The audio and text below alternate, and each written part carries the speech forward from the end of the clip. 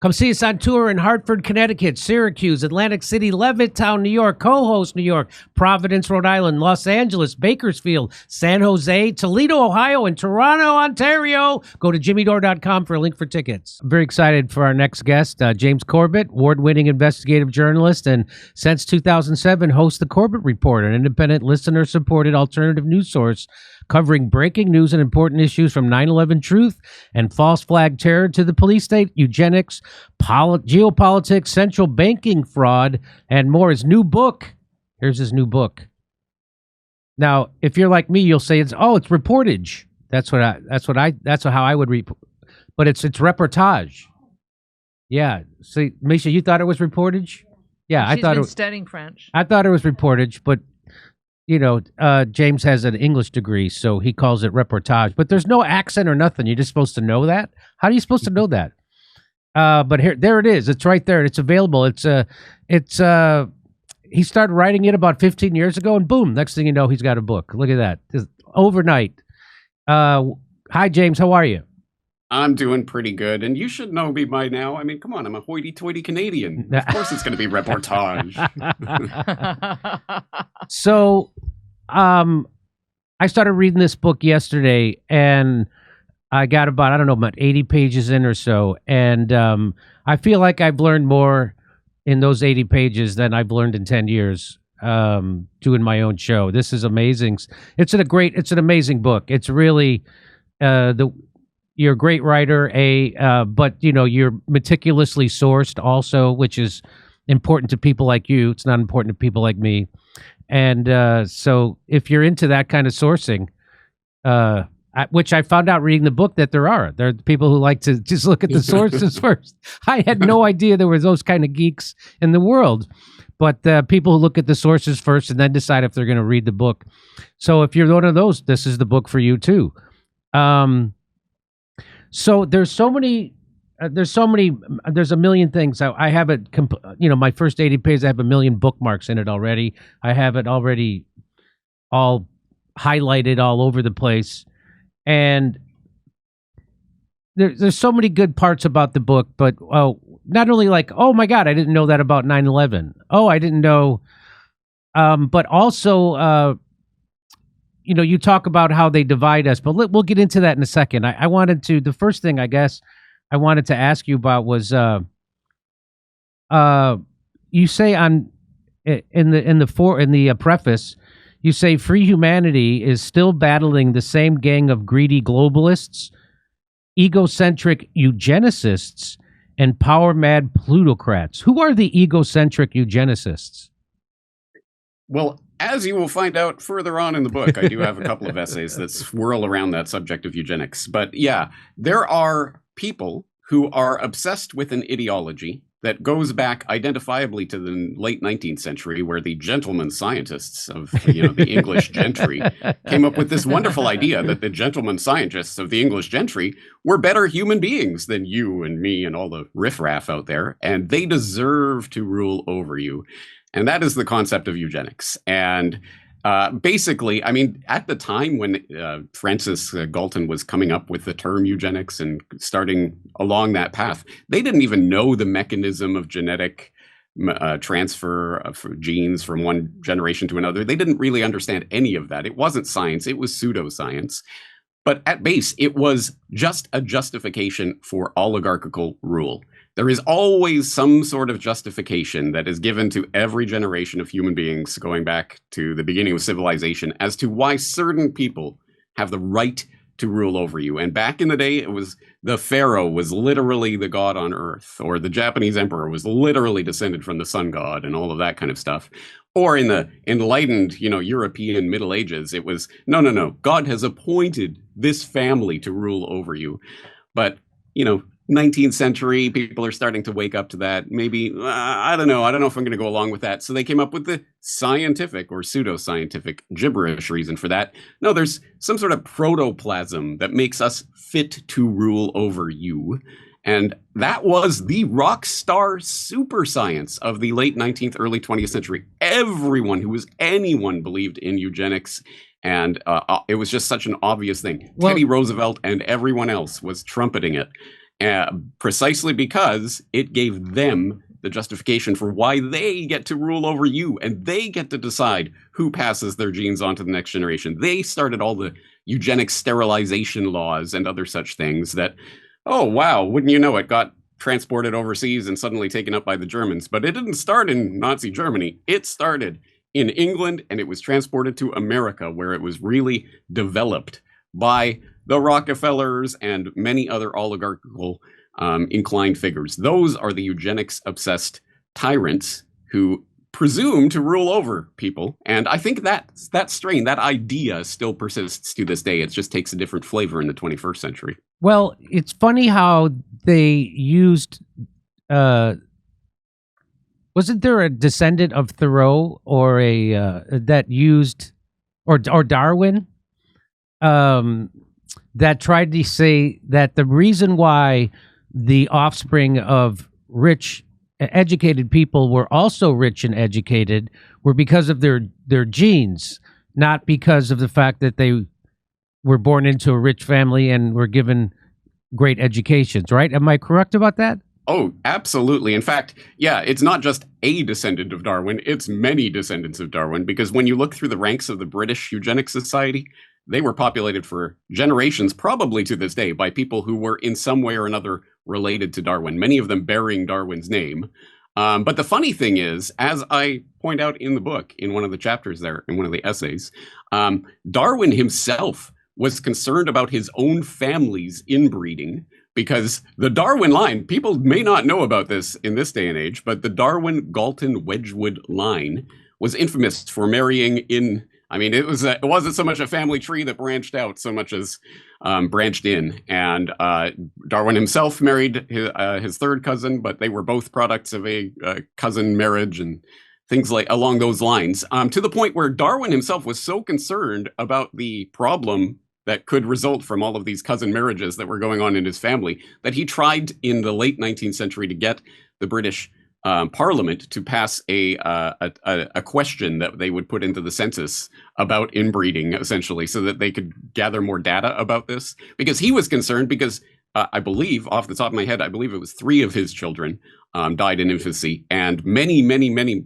of the members of the Darwin-Galton-Wedgwood line were unable to have children or to have children that would survive to adulthood. And he was concerned about this. So the funny thing is, yes, of course, they say, oh, well, you know, the greatest minds breeding with the greatest minds will make these supermen, but actually it makes these deformed, decrepit monsters.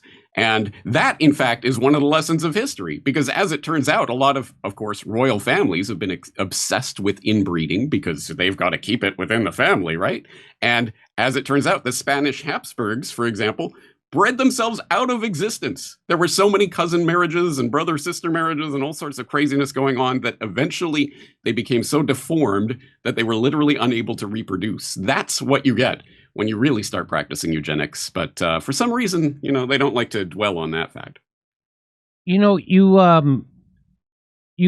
say in your book, I'm a voluntarist who believes that the way to improve our world is not by casting a vote for yet another would-be political ruler, but by investing our time, energy, attention, and resources in building our own independent communities from the bottom up. What is that? What can you expand on that a little bit? What does that look like, and what does it mean to an individual? So fundamentally, I mean, I guess the real questions that you have to ask people when they're talking about political philosophy is what are you fundamentally opposed to? But even more importantly, what are you fundamentally promoting? What do you want to have happen? And perhaps you go from one of those to the other. For example, if I am fundamentally opposed to the oligarchical authoritarian systems that clearly we've been living under for a very long time, and I think still to this day, it's not conspiracy theory to talk about. I've heard you say it many times. You are exactly right. We do not live under political parties. There are oligarchs. That is who rules right now. And I couldn't agree more. So the question is, if that is what I am opposed to, and I think that's the wrong way to go, what is the right way to go? And we have to think about this, well, if not hopefully intelligently, but also strategically. So, for example, in my essay on how to really defeat globalism, I point out that people get caught into the false binaries and sort of traps in thinking that are laid out for them. One of which is, okay, I'm against this big global government idea of taking all of this power and centralizing it in some far off body that I have no control over. So what we need then is, what's opposed to globalism? Nationalism. There you go. That's the answer, right? Well, no, I think we have to think more deeply about it, because the exact same idea that is at the base of nationalism is the idea that they then use to transfer your saluting the flag, your national flag, over to now I'm saluting the UN flag. That is a process that takes generations of indoctrination, but that is exactly what I think has been, the public has been steered towards. So we have to start thinking about, what does it mean to actually oppose centralized oligarchic authoritarian power? What is the opposite of that? It isn't just a different form of oligarchy. No, okay, instead of the global government, we need a national government. No, we have to start thinking about, how do we organize from the bottom up? What does that actually even mean? How does that work? And that's when we start running into people's mental roadblocks. So that's a good reason to use the word voluntarist, because the word anarchist, oh my God, you're a bomb throwing crazy. Oh my God, no, we can't have that. So voluntarist sounds a little bit more intriguing to people. What does that mean? I believe in voluntary human interaction. You know, the basic things that we learn in kindergarten about how you don't hit other people, you don't force them to do something they don't want to do, you don't steal their stuff. How about if we just applied that, I don't know, generally to all human interaction? No matter what badge or hat or, robe you're wearing, you are still just a human being who's privy to the exact same rules as everyone else. What would such a system actually look like? And I know the mind boggles at this, because we have been, all of us have grown up in this statist indoctrination that we must have the law and order of the state to come in and tell everyone what to do. But I think there are other ways of imagining that. And so, for example, in my essay on spontaneous order, a brief introduction to spontaneous order, I talk about the idea that is opposed to that. Instead of having top-down, centralized, authoritarian systems that tell everyone what to do and how to do it, which inevitably causes us all to fight for that ring of power, because who's ever sitting in that seat of power suddenly has control over the entire society, so it better be our man, and so we start fighting with each other. If there is no such seat of power, we have to learn how to negotiate, cooperate, and agree to disagree with the people around us as actual human beings. And there are ways to do that, and there are people who have thought about these types of systems in the past. I'm just trying to at least get people to imagine what such a world would look like, because, as I say, I think if you're opposed to authoritarian oligarchical systems, you have to at least understand what it is you were opposed and what the other side of that looks like. And so what does that look like? What does it mean when, from instead of the top down, bottom up? What does it mean for an individual? So for an individual, as I say, I think it goes back to the basic kindergarten level ethics that we all learn and understand, which just means that nobody has any special right to do anything that nobody else has the right to do. There's no magical incantation, no spell, no magical, 50% plus one of the populace voted for this thing, so now it's going to happen. No, we have to learn to negotiate. And so when you start bringing up these ideas, people will have their pre-planted objections, the most interesting and the most vociferous of which is, but what about the roads? I don't know, for some reason, every time you bring up this idea, it's like, how will roads be built in such a society if there is no government to make them? Well, it's funny, because the answer is, they will be built by the exact same people as they are in our system. It's just, instead of having some sort of government middleman to hire contractors to literally pave the roads, well, the community will decide, hey, we need a road, let's chip in and make a road. And those who don't want to do not have to. And this is the real question. This is where things get really philosophically important, because essentially, we could have the exact same system as we do now if we wanted to. But the only difference in a voluntarist society is, well, it would have to be voluntary participation. And you could say, nah, I'm good. No, count me out. I don't want that. That's not me. And that is essentially the mental roadblock for a lot of people. A lot of people can't imagine such a society. No. No, we must have guys with badges and hats and guns who can come to your door and extort you and throw you in prison and kill you if you resist.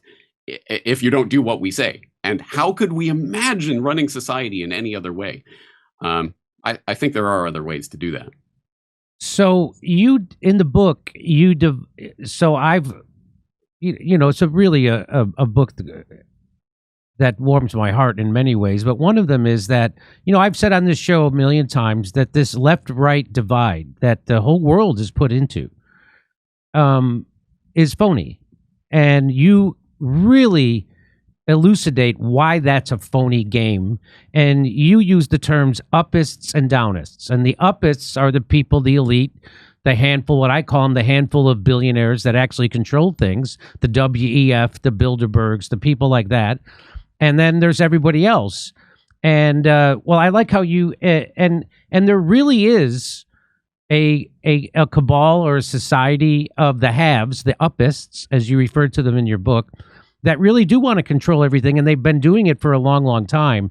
And let me just read a bit from your book. On page 31, you say, you actually quote Carol Quigley, who Bill Clinton actually quoted, and she says, the argument that two parties should represent opposed ideals and policies, one perhaps of the right and the other of the left, is a foolish idea, acceptable only to doctrinaire and academic thinkers. Instead, the two parties should be almost identical so that the American people can, quote, throw the rascals out at any election without leading to any profound or extensive shifts in policy. And that's exactly the world we live in. And that's like been the raison d'etre of this show, is to make people realize that meet the new boss, same as the old boss, right? And that neither of them are going to give you affordable health care. Neither of them are going to make sure that you're taken care of, the workers are taken care of. And said they're both in bed with the corporations. They're both in bed with the military. Trump's ending a war in Ukraine, and he's trying to start another one in Yemen and Iran. Which could be easily World War III because Iran is aligned with Russia. And so George Carlin had talked about, we have the illusion of choice. And that's exactly what Carol Quigley was saying. We have to have two parties to give people the illusion of choice. And every 4 years they get to throw the bums out, but we just replace them with the same bums that are controlled by the same people. Right now, Bernie Sanders and AOC are doing a nationwide tour, and all of a sudden, they're fighting the oligarchs. Now, they weren't fighting the oligarchs for the last 4 years, even though more billionaires, almost twice as many billionaires backed Joe Biden and Kamala Harris as backed Donald Trump. So they weren't fighting those oligarchs, right? And here it is, right? So there they are. Bernie tweets this out. Oh, look, Trump. So it's called Fight the Oligarchy. They're on a Fight the Oligarchy, and they're bragging about how much more popular they are than Trump was, even though they're lying about the seats and they're lying all the way through it. And Brianna Joy Gray, who used to be Bernie Sanders' press secretary, tweeted this out, retweeted Bernie Sanders' tweet, and she says, this is going to seem sinister when they tell these people to vote for oligarchs in 2028, just like they did in 2020 and just like they did in 2024. And so that's so in fact, let me just show you here how this woman, I think, used to be a Democrat, and she kind of exposes this lie on Fox. Let's listen to it. There is such an irony to Democrats talking about oligarchy. Because, of course, for every one billionaire that backed President Trump, Kamala Harris had 2. 9 of the 10 richest counties in America are represented by Democrats. 65% of Americans making over $500,000 a year today are Democrats. 75% of hedge fund managers who make political donations donate to Democrats, and 95% of political donations from the top 3 management consulting firms go to Democrats. Meanwhile, President Trump absolutely crushed with Americans who make under $100,000 a year. The Democrats are the party of the wealthy. And Donald Trump is representing the working class because he simply lifted the pro-worker elements of the Democrats' agenda when they abandoned the working class to cater to their rich base. This is all performance art. And what's so upsetting about it is they are being paid by the American people to serve them, and they're doing nothing of the kind. So she's got a lot right there, and she gets a lot wrong. And the wrong part was she said that Donald Trump he picked up lip service. He picked up the words, the verbiage that the Democrats used to use. But of course, he's not doing that, right? Of course, he's there to give a tax cut to millionaires and billionaires. He's there to make sure the military-industrial complex gets their cut, Wall Street gets their cut. And, whatever happened to no tax on tipped wages, whatever happened to no tax, like that's not the first thing they're doing at all. And of course, they're not cutting the Pentagon. And this isn't a new game. So she's right about that. The Democrats are now the party of the rich, and it's flipped to where workers are voting for Donald Trump, not because Donald Trump has done anything to actually look out for them, but because they've got nowhere else to go. And Donald Trump actually offers them rhetorically an alternative to the Democrats, but he doesn't in substance offer them an alternative to the Democrats. And that's what you talk about in this book, right? Essentially, yes. And I think you're right. She got a lot right there, including it's all performance art. I'll just extend that, to both sides of the bird of prey. Both wings of the bird of prey are attached to the same bird of prey, and they are preying on you. And just as an example of that, I mean, for example, hey, we're taking back the Panama Canal, America first, yay, yay, yay. Who did they give it to? Yeah, who was behind that deal? Who got on the phone with Trump in his first days in office to say, "Hey guys, let's do this. Let's cut a deal here." Oh, Larry Fink, BlackRock. Yay. Yay. BlackRock took over the Panama Canal. So we didn't take it over. Better. We didn't take it. The United States, the people, the workers, they gave it to BlackRock. Yep. As if they need America first. Yeah. Because they need more power. Right. So it is performance art. It's like professional wrestling. Or I liken it to The Matrix. You'll remember back in The Matrix, they said that the first iteration of The Matrix was one where you got anything you wanted anytime. The robots made people believe that they were, living in this wonderful utopia and you could get anything you wanted. People would pull themselves out of that matrix because they couldn't believe it. They had to make it more and more realistic so people would want to stay in. Put some hardships in there, put some things, put some struggles, so that you could finally get a system where people will want to stay in the matrix. I think that is essentially the governing systems that have been going throughout history. And you've had all these different types of government systems that have come along, but democracy, the wonderful, hey, you get to put your vote in the slave suggestion box once every few years. That's your power. And that's the thing that you can do to change the world and blah, blah, blah. And they give that to you so that you not only stay in the system, but stay invested in the system. And unfortunately, what is the result of that? As I say, the stakes keep rising and rising as more and more power accrues in the hands of this executive presidency, to the point where it's a life and death matter. We have to have that seat of power, and we will do anything to get it. And suddenly, half of the population becomes your mortal enemy. It's those people. It's my neighbor is the reason my life sucks. It has nothing to do with the people at the top. It's the people around me, and we got to fight them. That is the system that they've gotten us into. And so when I'm talking about up-down politics, believe it or not, I'm sure this will surprise you. I was a bit of a science nerd when I was growing up. And I remember, when I first started to think about multi-dimensional physics, like what does it mean to have more than 3 spatial dimensions? And they're talking about tesseracts and hypercubes and all this stuff. But one simple explanation comes from, for example, Carl Sagan presented this, talking about flat land and the idea of these people who live in a totally, completely 2-dimensional space.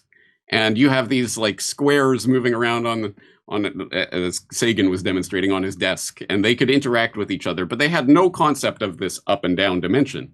And suddenly something comes from the upper dimension into their world, and they can only perceive it in their two-dimensional way, and it can move around in ways that they can't comprehend because there is no up and down. There's only left and right. So what on earth? How did this thing appear? Suddenly, when you go to 3 dimensions, it's like, oh, I see what's happening. I understand what's happening. This object came down into flatland from the 3rd dimension. Well, in the same way, politics. The only thing we ever talk about now is left and right, and I guess center, but it's a line. All of the political universe is a straight line, and that's the only thing that we can talk about and the only way we can perceive it. And so suddenly when things start moving around in ways that we don't understand, and hey, that guy said he was on our side, but suddenly he's on the other side, and all of this stuff, what's going on? We need another dimension in order to understand what's happening. So if we add the up and down dimension, suddenly we start to understand the political world in a way that makes sense. Oh, I get it. There's authoritarians who want more centralized oligarchical power. And that means there must be a down direction. People who don't want that. People who want more power decentralized down to the local level, down to the individual. So there's suddenly a different dimension that's operating here. And we can better understand that our mortal enemies who are oppressing us are not your neighbor who voted the wrong way. It's the people at the top who are trying to control you. Look up. That's where we should be directing our power. Well, I've said this. You got it exactly right. And I've said it several different ways, which is why I have my audience is made up of people on what's considered the left and what's considered the right. And they're just divided that way, kind of in a phony way, because they all have the same common interest. So that's the thing that the uppists, the oligarchs, don't want people to realize, that they actually have more in common with their neighbors than they do with the ruling people of their own political party or persuasion. That I have more in common with the MAGA person than I do with Bill Gates or John Kerry or Bill Clinton or the Obamas. Right. And that's the thing. And so they want you to hate your neighbor and blame your neighbor for the pain you're feeling.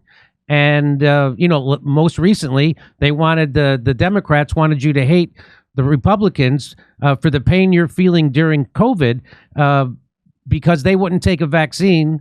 And that didn't work the way they said it did in the first place. Right. So this is all by design, right? So, and I've often told people, if you find yourself angry at someone lower on the economic ladder than you, it's a good chance you're being manipulated by someone higher on the economic ladder than you, which is the game they play with immigration. But I wanted to, this doesn't come out of nowhere, right? This goes back hundreds of years, if not longer. And you talk about the Bilderbergs, and people don't know about the Bilderbergs. Now, it used to be some crazy thing that Alex Jones made up. But now, thanks to the reporting of people like you, people like the Gray Zone, we all know it's real. Now, can you just tell people what the Bilderbergs are? And even though influential news people have been invited to meetings of the Bilderbergs, they would never report on it, which is amazing. So could you just go ahead and take it wherever you want? And how would you explain it to a layperson, a regular person who doesn't know anything about the Bilderbergs, what they are, how they started, and how they actually control everything? Yeah. Thank you. Yeah, good question. And so, yes, in Reportage, I have an essay specifically on why we must oppose Bilderberg, which I think my regular audience and people who listen to me will probably understand by now. But you're right. There's a lot of people who have never heard of Bilderberg, have no idea what it is. So let's just imagine if you had, I don't know, 100 of the top sports athletes or movie stars or whatever gathering in an enclave in LA there for a few days every year. You better believe every paparazzi in existence would be swarming over that place. They'd be reporting on it breathlessly. Oh my God, what are they talking about in there? Oh my God, the movie moguls are going to make some incredible new Marvel movie, whatever. People try to understand about that. They'll report on it. But suddenly when you have, say, 150 corporate chieftains, captains of industry, financiers and bankers, sitting members of parliament, sitting members of Congress, cabinet members, royalty, and Rockefellers and Kissingers back when they were alive, Peter Thiel and Alex Karp and people like that. Now that we've switched into the 21st century, suddenly like whatever, crickets, who cares, whatever, move on. It's crazy that you're even interested in that. And as crazy as that is, 20 years ago it literally was. They told you it was a conspiracy theory that Bilderberg even existed. That to me is just mind-blowing. So yes, for people who don't know, every year since 1954, with the exception of the scamdemic, I think they canceled it for a year or two, but basically every year since 1954, these incredibly important 150, 200 of the most important people in the world have been meeting entirely in secret in some 4-star resort near some national capital, either in Europe or North America, once a year for three days. And they get together and they discuss, well, what do they discuss? Thankfully, we do have some insight into this. And I've got the links from the notes here in case, as you say, people might actually be interested in it. You can go and read some of the meeting minutes, and even some audio has leaked out of some of these meetings, but they are completely, totally off limits to press, to anyone, unless, except for those reporters who actually go there and actually participate in Bilderberg. But they have that Chatham House rule where you can go there and you can listen and you can even say some of the things that were talked about there, but you cannot identify who said what or any specifics. That's the rule that they operate under. Let me just, it comes even under a bigger umbrella, if that's possible. You say on page 32, in other words, there is a clandestine network of influential figures, the roundtable groups referred to by Quigley, who cooperate with both the left and the right sides of the traditional political spectrum to carry out their own self-serving agenda. In this way, they rig the system so that voters can never affect fundamental change.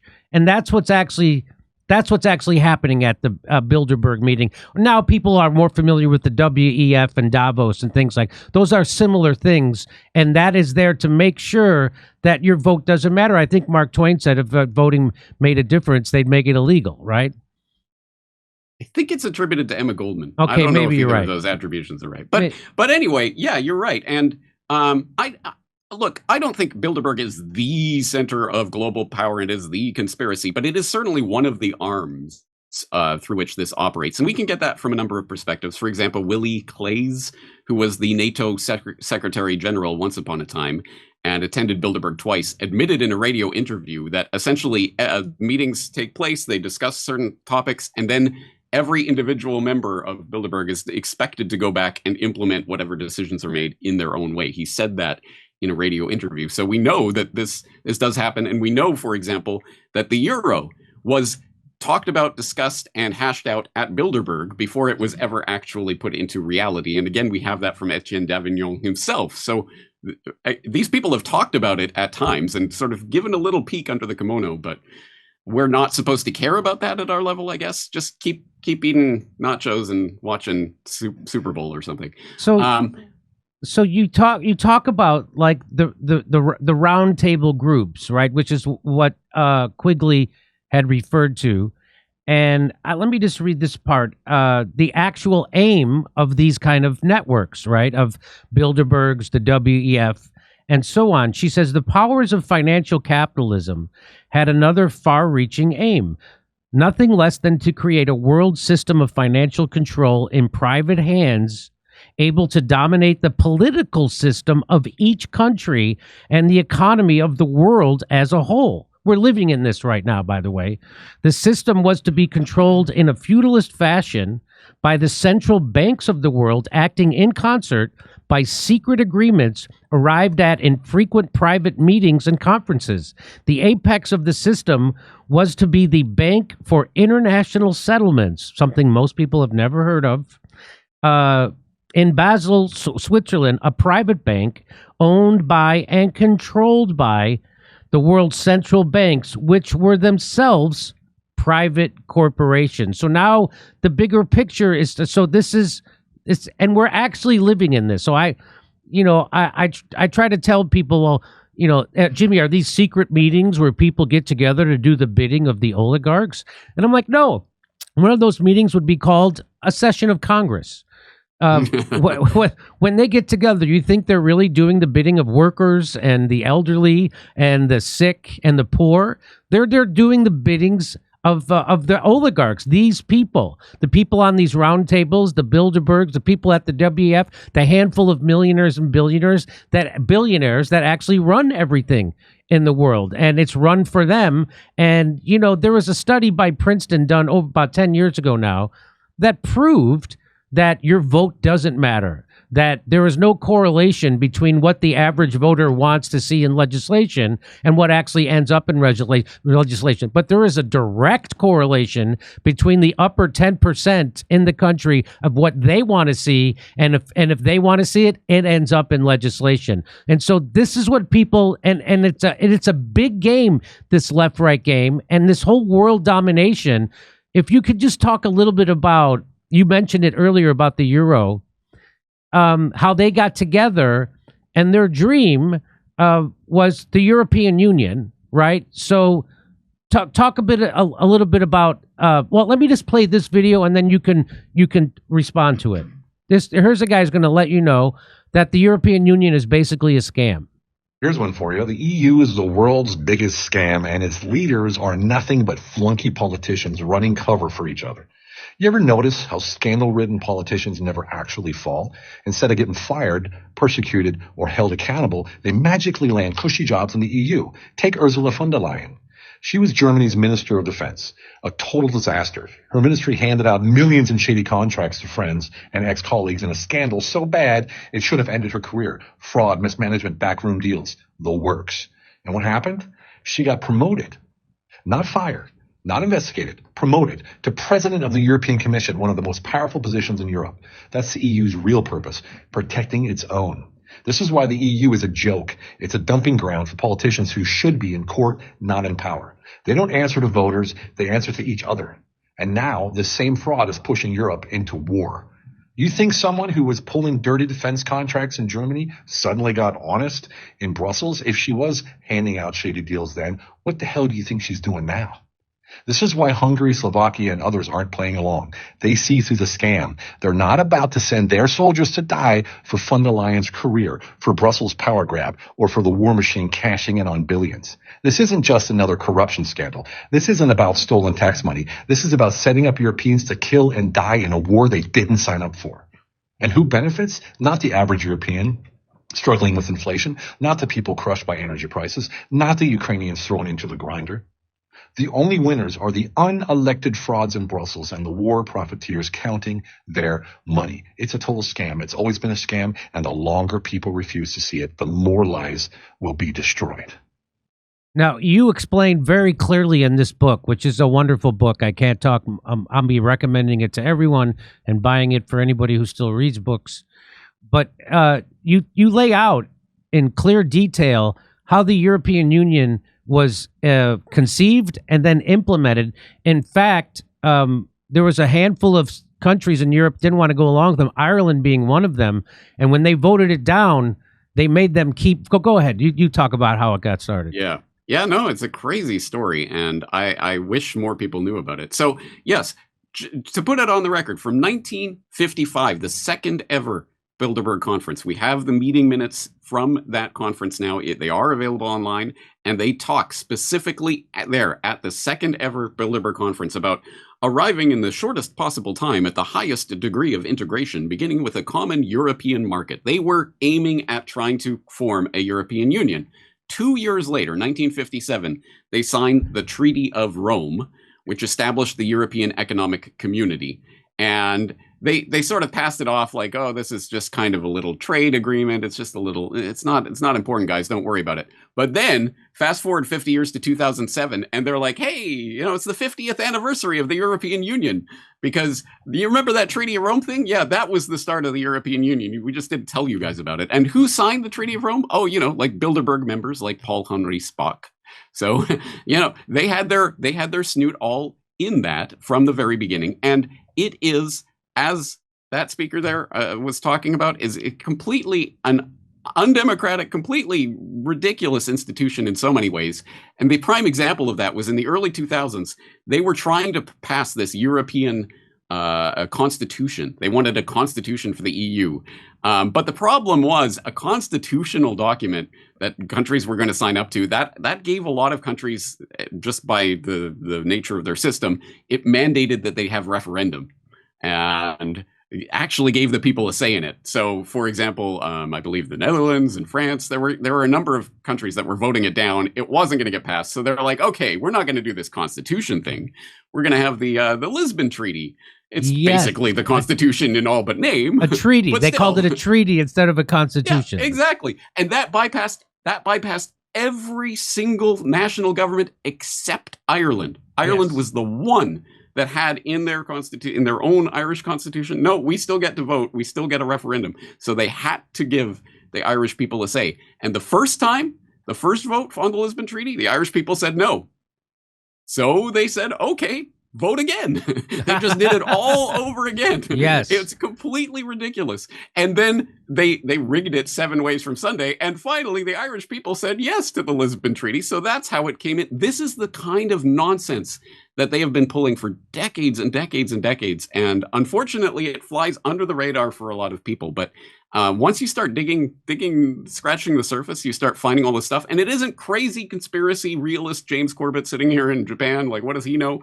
As you say, Carol Quigley, I should just interject, just like reportage, not reportage. Carol Quigley is in fact a man.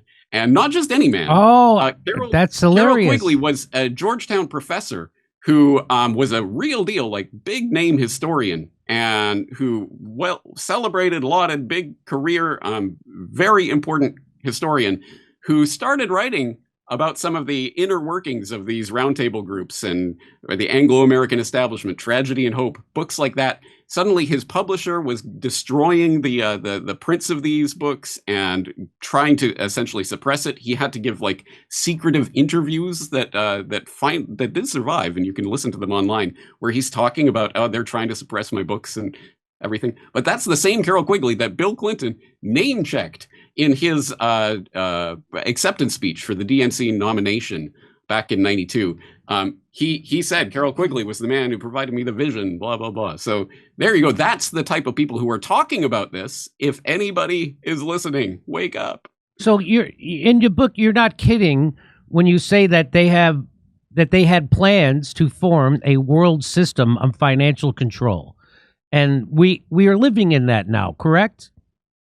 More or less, and more by the day. For example, people might know Mark Carney has actually taken over PM in Canada. He sat on the Financial Stability Board, which was part of this Bank for International Settlements that were writing the global banking rules in the wake of the 2008 financial collapse. Because suddenly there's this big financial crisis. What are we going to do about it? They have the G20 in London, which you might remember, Gordon Brown, the PM of Britain at that time, said, we need a new world order to save the earth. And so, of course, the Bank for International Settlements goes in and starts rewriting global banking regulations. Mark Carney was sitting on the Financial Stability Board that was helping to do that and bringing in the bail-in legislation, not bail out, not bailing out the banks, bailing them in by taking the depositors' funds and using that to recapitalize banks if they go underwater. That's the kind of stuff that we're looking at. And those are the kinds of people, Mark Carney and others, connected in with organizations like this, World Economic Forum and Bilderberg and these types of groups. And so the European Union, actually, that it exists, marked a victory for what we would call the globalists, right? The Bilderbergs. And you write in your book on page 40, they had achieved once they got the European Union, they had achieved their aim of continental hegemony. So that's what the European Union actually represents, is continental hegemony of the ruling elite. It's not a victory for the people of Europe, correct?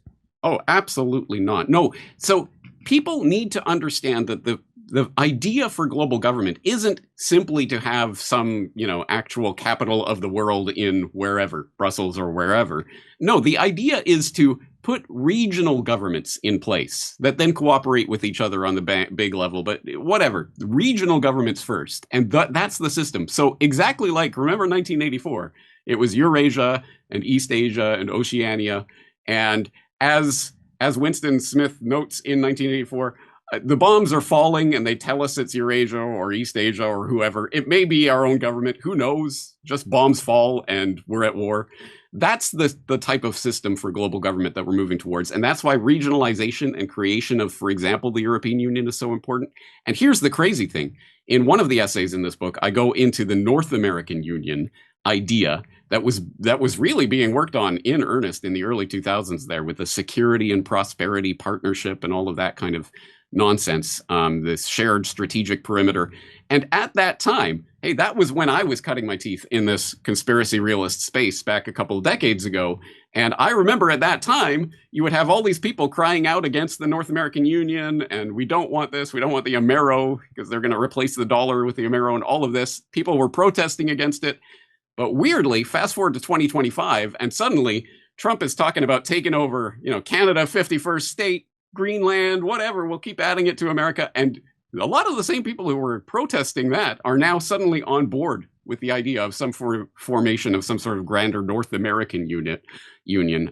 That's the kind of craziness that we're stepping into.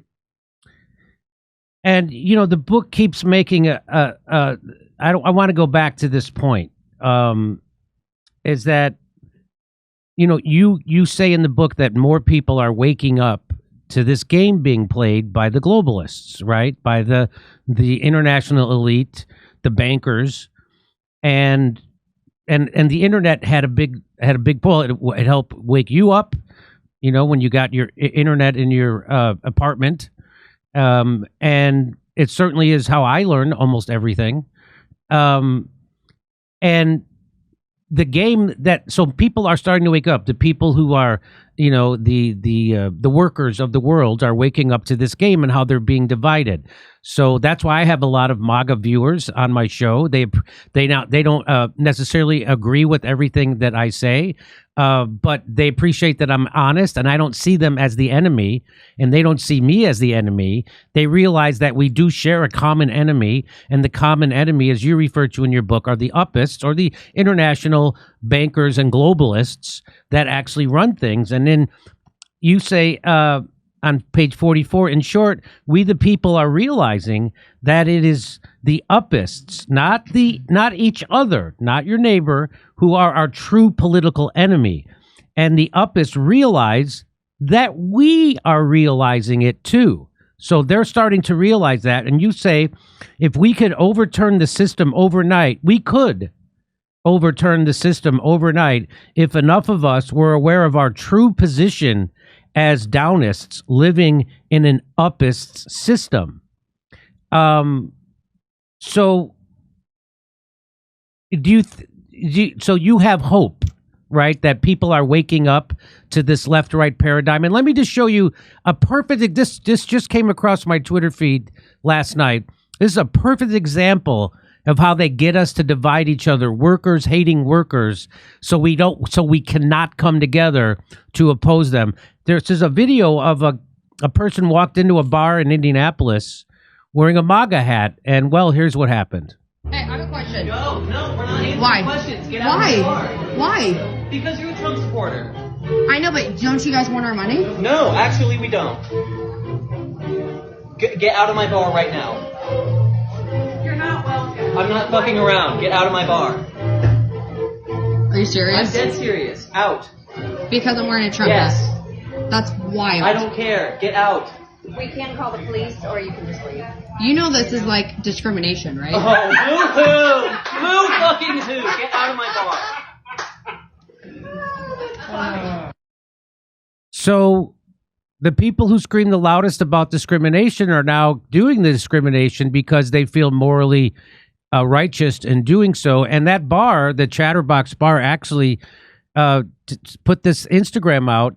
It's the home to a diverse group of staff and patrons, just not half the country. We do not tolerate dehumanizing or disrespectful language or symbolism in our establishment. I guess that bat is not a bad symbol. We have a right by law to refuse service to anyone who disrupts our business.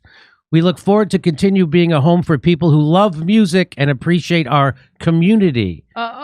So just a few people, the girl with the tattoos and piercings who wants to be accepted for who she is, takes a bat to kick out someone with a hat she does not like. Funny how places like this and her bar have the freedom to refuse service to people who might deviate from their beliefs, yet Christian bakers, photographers, and other businesses get sued and financially destroyed if they politely refuse to bake cakes, take photos, etc. So they've got it. They've got us, right, James? That's an example of the international globalists at the ground level of how it works and how they sit back laughing at us. Correct? Yeah. Absolutely right. And yeah, it's the old conundrum of diversity, except for ideological diversity, right? But yes, divide and rule has been the game plan, the strategy of tyrants and oligarchs for thousands of years. It is no different today. And I keep going back to about a decade and a half ago, because as I say, the 2008 financial crisis and all of the craziness that resulted from that. Do you remember when they were talking about the $700 billion bailout? Yeah. It actually became $29 trillion, but whatever. Yeah. Numbers schmumbers. $700 billion. And people marched en masse against that. They were flooding congressmen and senators with phone calls and saying, no, hell no, we won't go along with this. Absolutely not. People were incensed. It brought people together. And I keep going back to the fact that you had two movements that spun out of that. One on the right called the Tea Party and one on the left called Occupy. And they essentially had the same message. It's the 99% versus the 1%. They were against the banks, the bailouts, the oligarchs. But they both got spun off into identity politics, left-right politics, divide and rule politics, and got further and further apart until eventually it ended up in the last decade and a half of identity politics and culture war issues being the only thing, again, the only part of the political universe that we can talk about. And divide and rule, my God, has it ever worked as beautifully as it has in the past decade and a half? It's crazy. And I think that it was a deliberate strategy that was implemented, because I think the one thing they truly fear is, oh my God, they're mad at us. They're mad at the bankers and the financiers. We better do something about this. And boy, did they.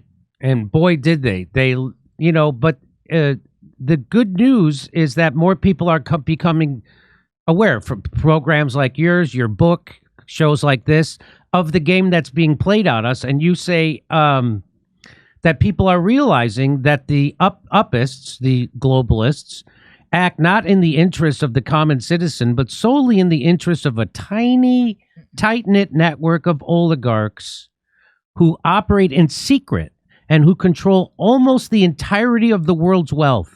With this awareness comes the freeing realization that key cogs in the upist machinery of control can be removed from the system, so that at a certain critical point, the machinery itself will cease to function. So, that gives me hope. I always tell Good. people I have to have hope.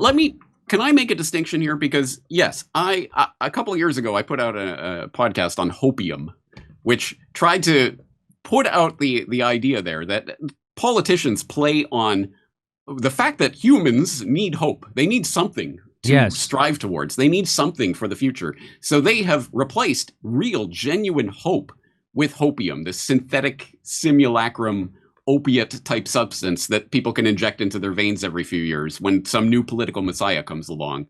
Whoever that is, Obama, Trump, whatever. Oh my God, this is going to save the earth. And it never, ever works out, because as we say, those are upists that are playing their upist game and keeping us divided and ruled. But real, genuine hope is a beautiful thing. And I think we need that as human beings to move forward. So the real hope lies in the people, not in politicians doing their politician thing, not in businesses and corporations. Oh, don't worry, they're going to take care of you this time. It comes from each other.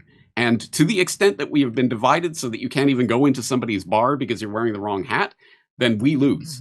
But when we come together en masse, like we did in 2000, 2008, 2009, as that movement was coming together, that is what the upists truly fear. And that is the hope. And I keep going back to this. The people have the power. They always have, always throughout history. All of the oligarchical, parasitical power that they, them, those have at the top of this system has been sucked out of the economy of real working people doing the real labor that actually makes everything run.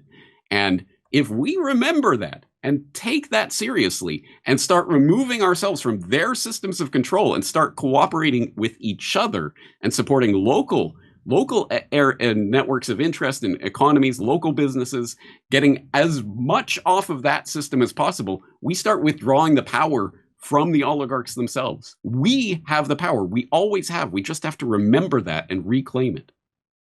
And so, one of the things that started to wake me up, and you too, was 9/11. And once you look into it, which they shamed people, just like you weren't supposed to do your own research around COVID, because if you looked into it, you would find out they were lying to you about everything. Everything from who funded the creation of the virus to the fatality rate of the virus to the contraction and transmission to lockdowns to masks to there wasn't to natural immunity and herd immunity. It wasn't a thing they didn't lie. So that's why they had to shame you as hard to not look into COVID, because as soon as you did your own research, you would find out you were being lied to on a scale that your mind almost can't comprehend. And most people's minds can't. And that started with me with Building 7. And I realized that a steel building doesn't fall into its own footprint because a plane hit another building a couple hundred yards away. That doesn't happen. It's never happened before. It's never happened since. It happened 3 times on one day. And there were people who made massive bets. It's called shorting now. They would call them puts back then. So if you think a stock of a business is going to go down, you can make a bet on that, and then you can collect when their stock goes down. And there was people who did that right before 9/11 to companies like United Airlines, American Airlines, stuff like that. People that businesses we knew would go down after 9/11. And I just want you to, could you just tell people, who is Mr. and Mrs. Wirt D. Walker III? Just tell people who that is.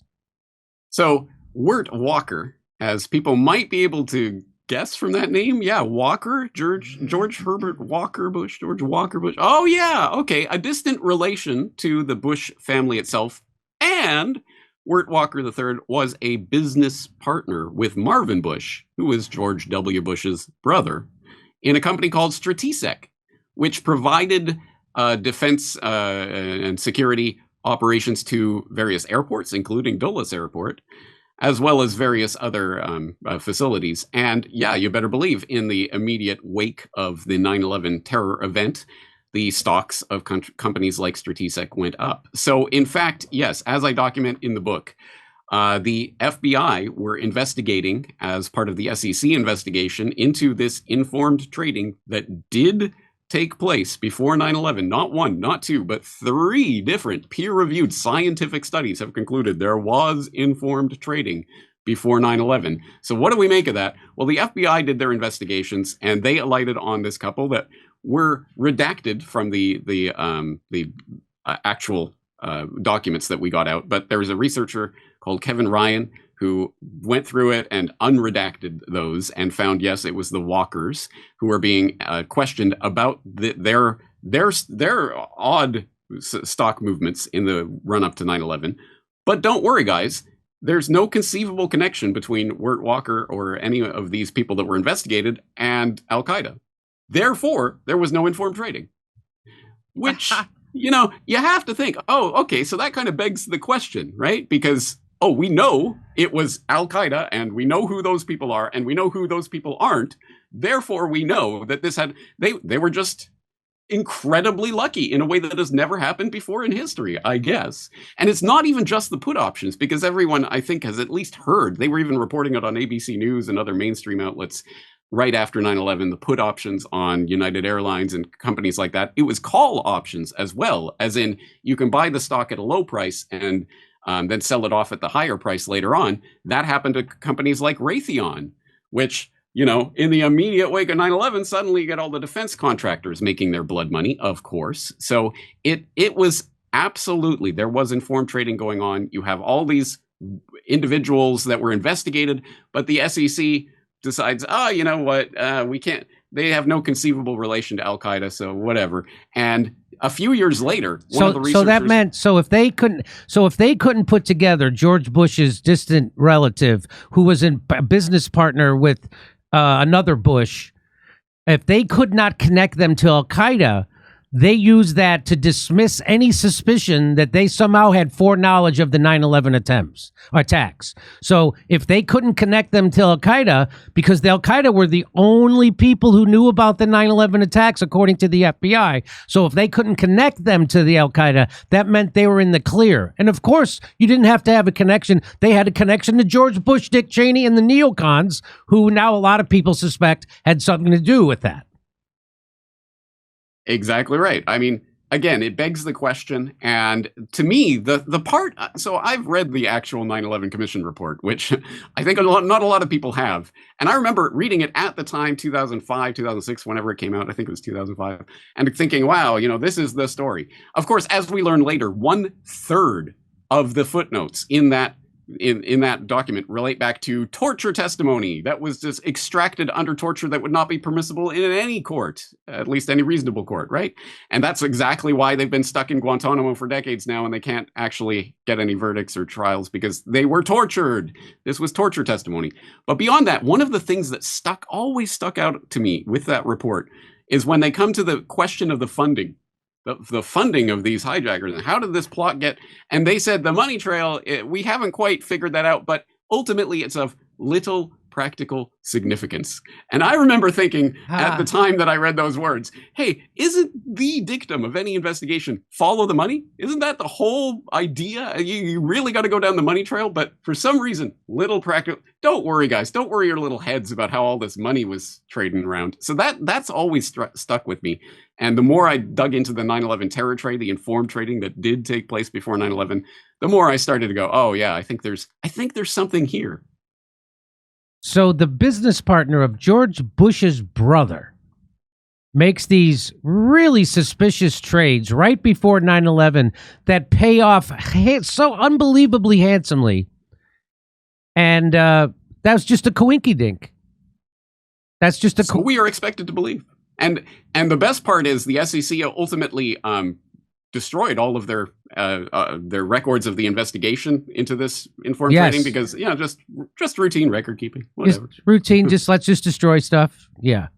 So, James, it's a great book. I want everybody to check out. Is there a special website you want them to go to get this? Sure. If they go to reportagebook.com, spelled like it sounds, REPORTAGE book.com, they can get all the details on how to get a copy. So, I mean, it kicks off, the book kind of kicks off with that information about George Bush's brother's business partner. I mean, and then you had me, right? And it just gets better from there. And so everybody should, if you read books, this is definitely one of the books you should read. And you'll never be the same, and you'll wake up and you won't be a victim of the propaganda anymore. In fact, you'll be able to see it from a mile away, and you won't walk around hating your neighbor or blaming your neighbor anymore, which is what they want. And you'll be a free man. Your mind will be free from the matrix that they have you living in right now. James Corbett, thank you for writing this book. Thank you for all the great work you do. And thanks for making time for our little show here. I really appreciate it. Keep doing what you're doing, brother. You too. And thank you for pointing out the oligarchy, because I see not a lot of people are doing that in independent media. I'm glad you do. Come see us on tour in Hartford, Connecticut, Syracuse, Atlantic City, Levittown, New York, Cohost, New York, Providence, Rhode Island, Los Angeles, Bakersfield, San Jose, Toledo, Ohio, and Toronto, Ontario. Go to jimmydore.com for a link for tickets.